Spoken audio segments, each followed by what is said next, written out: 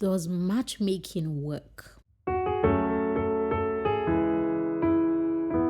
Hi, welcome to this episode of the Coach Thyna Show. I'm your host, and today I'm answering this question that everyone is interested to know about. Does matchmaking work? And this is interesting because I am a certified matchmaker. Why did I become a matchmaker? Because sometimes we have this gifting to tell some people that I don't think it's going to work out with you and this person you're crying all over about. I don't think it's going to work. And you just happen to know someone who they would work better with. So I said, let me even learn more about how they have been doing matchmaking. God is the ultimate matchmaker. I hope we know this. So, but does matchmaking work is the question I will be answering today. And I'm going to give you 3 tools to take home with concerning matchmaking. Number 1, it depends on what you want to achieve with the process and in the process. Do you want to get matched for you to date them? Do you want to get matched for you to marry them? Or do you even want to get matched to have sex with them? Yes. When some men send me messages about matchmaking, because people think I only use Instagram and TikTok. There are some apps in this UK that once people see my profile and they see that I'm a matchmaker, they're in my DMs the next second. I need a female, I need a lady. And when I go into asking them questions like, okay, tell me about your past relationship, you can tell that they're looking for the next female to sleep with for 2 more years and then break up with and say, oh, it wasn't working, I really wanted it to work, she was a nice girl. You can just tell that people want to use matchmaking for many things. That is not marriage. It will not work for that. If your reason for needing matchmaking is flimsy, it will not work, because you can't even start any relationship on a flimsy reason or flippant, I want to just have someone in my life. And when you start to see that relationships require commitment, then you will know that it doesn't work. Let me tell you, the reason why most people are single is not because matchmaking is not available. Most people are single because they will not work on themselves. Any beautiful relationship requires work. And so, because a relationship starts from matchmaking, which was easy because the matchmaker just said, oh, John, this is Jane. Both of you have nice temperament. You will connect better. You are compatible. You have the same belief system. Your weaknesses are her strengths. Her strengths are your weaknesses. They think that's the end. You have to work on it. Oh, so I don't just match people on the internet or say, oh, I want to get matched. I don't just do that. I usually match people who I have come on a journey with. I have been their coach, I have been their counselor, and I know how they were raised. I know their upbringing, I know their expectations, I know their essence. So, okay, now let me tell you this. All of us on earth, we are usually inspired by 3 things and influenced by 3 things. Your engineering is how you were wired. Your environment is where you grew up. So your country, your parents' marriage, all of that is your environment, where you grew up.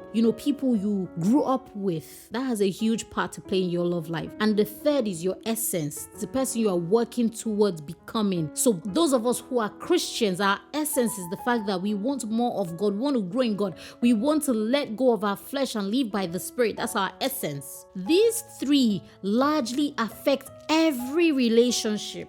So your engineering, your environment, your essence. If these 3 are not in synonym, you will struggle with, just having a beautiful relationship because you don't even know why you're acting this way. So when people come for counseling, the first thing I ask them, are your parents married? When you're filling any of my forms, you see, are you from a broken home? It's not there because I'm nosy. I need to know why. It would help me know what you have been through. And if you grew up with your dad, it's different from when you grew up with your mom. Scientists have proven that girls who grew up with their dad turn out to be very spoiled and, cute and clingy. Now, let me give you this instance. I had a student who grew up with her dad, and she's never really emotional about anything.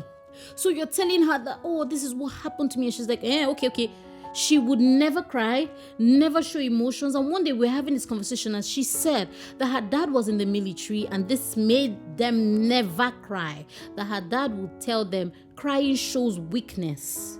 This kind of person, if you marry her and she never says, oh, thank you so much for the new car, or thank you so much for the jewelry, you'll be wondering, why is she so ungrateful? No, she was raised that way. And this is why our training, our upbringing affects our relationships largely. So when we're asking about matchmaking, we must go into the deepest part of, will it work with everything that I've been through? Is it possible? Are we going to be okay? Are we going to be fine? All right? So that's number one on this topic that is matchmaking. We need to know why you want to be matched. So it will not work if you are not definite on what you want, as well as the other person. If you are both coming there to joke, or one of you is coming there to joke, the relationship will not hold a strong bond. Number 2 reason why matchmaking will not work is desperate people are usually blinded by their desire to be with someone. I need a man badly. I need a girl badly. In fact, men are not even very pressured. Let me tell you guys this interesting thing that happened. My ministry is Hot Girl Secret Global. So when we launched, it was my phone number on my website. And I used to receive phone calls from men. Hey. And then I wasn't a matchmaker, so I would pick the call and they'd be like, oh, I saw your platform, hot girl. I need a girl tonight. And I'll be telling my husband, see me, see wahala. Now me go call my ministry, Hot Girl Secret Global. God, now you give me this name. Oh. So basically, men don't even care who is coming to spend a night with them as long as they get an erection and they have an ejaculation, they're fine. But we women, we want to know, how does he treat me? Does he hit me? Is he polite? Does he open the door? Does he bring out the chair for me? All of this matter to us women. So if we are under any pressure that this thing must work, oh, I need a man before the end of 2023, I need to get married, you'll be blinded by so many things. Let me give you an instance. If you want to buy onions and you have your money with you, when you walk into the store, do you just pick anything wherever it is? Most people do this though. In fact, I used to do this when I was single. When I became a married woman, I would look at the onions well and be sure that it's not bad. But when it was someone sending me, like my mom sending me, I wasn't serious. What I'm saying is, you don't just pick just anything because you know you're paying for it. So if you know that my life is serious with me, I will pay for every decision I make. You'll be so careful. You'll be so careful not to even have some certain kinds of friends. Talk more of a love, relationship. Talk more of a partner, your life partner. So people who are blinded by their desire to want a relationship badly, matchmaking doesn't work for them. Because any new person that they say, we could match you with this person, they'll say, yes, and they're giving all themselves to the person. They're not finding out how did he grow up, what was his last relationship like, what does he believe in, what are his belief systems. All of this are so important. It doesn't work like bibidi babidi boo, like magic. You have to put in the work, just how those of us who meet our partners mechanically have to work it out. That's exactly how it is. When you get matched, if you ever get matched by a matchmaker, please forget about lovey-dovey and cute colors and where we'll get engaged, and ask him some personal questions just so that you can be sure of where the relationship is heading. All right. Number 3, and I sort of mentioned this earlier, knowledge about your upbringing is very vital for the matchmaker. If you meet a matchmaker who is not asking you a lot of personal questions about yourself before matching you, they are doing it for the money, not for your best interest. So most people just use, in fact, I'm sure you guys know this Nigerian guy who goes live on Instagram and he'll be saying, Christian, I be Muslim. He was saying, Obire abi Okori. You know that he's not interested in the love life of these people just because they are going to pay money for him to match them on his Instagram live. They want it. Matchmaking like that can never work. because there's psychology involved in everything we do. So the matchmaker needs to have some background on psychology before they can be a certified matchmaker. If they're just people who think, guys that are from Africa usually blend well with girls that are from Asia, that's not the kind of matchmaking you ever want to patronize. Be sure that they have, some gift in counseling, some knowledge in therapy, some knowledge in coaching, and of course, psychology. You know that this matchmaker wants to match you with someone and it might be cute for the first few weeks, but you know that they're not equipped to help you. So deliberately finding out all these things will save you. All right. So far, I have had some good testimonies from matchmaking, but I want you to be deliberate about meeting the person that you spend the rest of your life with genuinely, where there is no pretense, where there is no pressure, where it's you and you for real, where you're being yourself. You're not thinking, if this doesn't work, all the money that I paid for matchmaking is gone. So make sure that you're checking all these things, and I would say be friends with whoever you end up marrying. Do you know why? Because our friends know what's better and we know our friends better. There was no way I would marry somebody that's just my lover. Oh, we love each other and we're cute together. I say, when I was giving birth in the hospital, things happened to me. Scary things happened to me. But my friend was there. My friend was there that some embarrassing things happened to me, and I would never have been able to survive if he was just my lover. You know how you never want to mess up in front of your crush? If it's just your lover, you will always be uptight. But if it's your friend, you can do some things and you know that they love you to death.